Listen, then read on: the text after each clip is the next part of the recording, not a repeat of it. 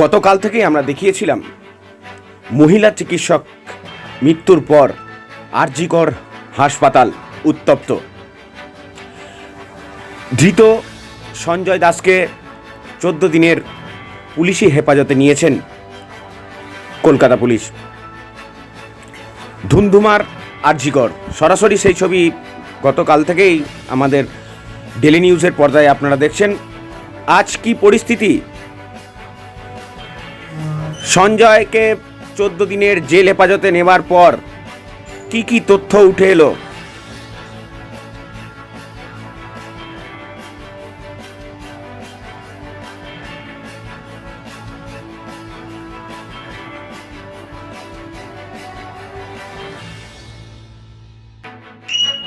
আমরা সরাসরি শুনবো, আমাদের প্রতিনিধি আছে তানিয়া ঘোষ, আমাদের চিফ রিপোর্টার।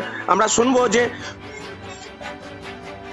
এই সঞ্জয় দেব যে সিভিক ভলেন্টিয়ার, তাকে ধরা হয়েছে, পুলিশ তাকে গ্রেফতার করেছে, তার সম্বন্ধে জানবো। এবং আজ সকাল থেকে আরজিকর কি অবস্থা আছে সেগুলো আছেন আমাদের প্রতিনিধি। একটু যদি তানিয়া গো, তুমি যদি একটু জানাও দর্শকদেরকে। দুদিন আগে ডাক্তারি পড়ুয়া আরজিকর হাসপাতালে কর্মরতা সোদপুরের বাসিন্দা বছর 31-এর যুবতী নৃশংস অতীব নিন্দনীয় মৃত্যু নিয়ে তোলপাড় হয়েছে গোটা রাজ্য তথা দেশ। যত সময় এগোচ্ছে গোটা ঘটনা ঘিরে যেন রহস্য মোড় নিচ্ছে অন্য বাঁকে। গোটা ঘটনা যদিও ঘটনার 24 ঘন্টার মধ্যেই পুলিশ ব্লুটুথ হেডফোনের সূত্রে একজনকে গ্রেপ্তার করে, ধৃত সঞ্জয় দাস। ইতিমধ্যেই তাকে গ্রেপ্তার করেছে কলকাতার গোয়েন্দা দপ্তরের পুলিশ। প্রশ্ন হচ্ছে, কে এই সঞ্জয় দাস, কি তার পরিচয়, হাসপাতালের সঙ্গে তার সম্পর্কই বা কি? সঞ্জয় দাস পেশায় কলকাতা সিভিক ভলেন্টিয়ার। বিভিন্ন সময় সে আরজিকর হাসপাতালে আসতো রোগীর ভর্তি করানোর জন্য।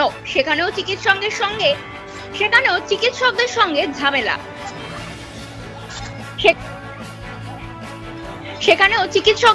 ঝামেলা হয় তার। ক্ষমাও চেয়ে নেয় সে পরবর্তীকালে। তার সম্বন্ধে উঠে আসে আরো নানা অজানা তথ্য। তার আশেপাশের লোকজনের কাছে বাড়ি বিক্রি করার জন্য টাকা নেয় এবং আরো জানা যায় সে মহিলাদের উত্ত্যক্ত করত, রীতিমতো নিষিদ্ধ পল্লীতে যাতায়াত ছিল তার। গতকাল থেকে আমরা দেখছি আরজিকর উত্তপ্ত, দফায় দফায় বিরোধীরা বিক্ষোভ দেখায়, ধস্তাধস্তি পুলিশের সঙ্গে। সেই ছবিও আমরা দেখিয়েছি আপনাদের সামনে ডেলি নিউজের পর্দায়। হেডফোনের সূত্র ধরে সঞ্জয়কে প্রথমে আটক করা হয়। জিজ্ঞাসাবাদের পর তাকে গ্রেপ্তার করে পুলিশ। সঞ্জয় তার দোষ স্বীকার করে নিয়েছে ইতিমধ্যেই। সঞ্জয় বলেছেন, ফাঁসি দেওয়া হলেও ফাঁসি দিয়ে দিন। এত ঔদ্ধত্য কিসের জোরে সে এই কথা বলছে? আরজিকরে বিরাট পুলিশ বাহিনী মোতায়েন করা হয়েছে ইতিমধ্যেই। আজও বিক্ষোভ দেখাচ্ছেন জুনিয়র চিকিৎসকরা। ধন্যবাদ, অসংখ্য ধন্যবাদ। তুমি পরিস্থিতির দিকে নজর রাখো, আবারও আসবো তোমার কাছে।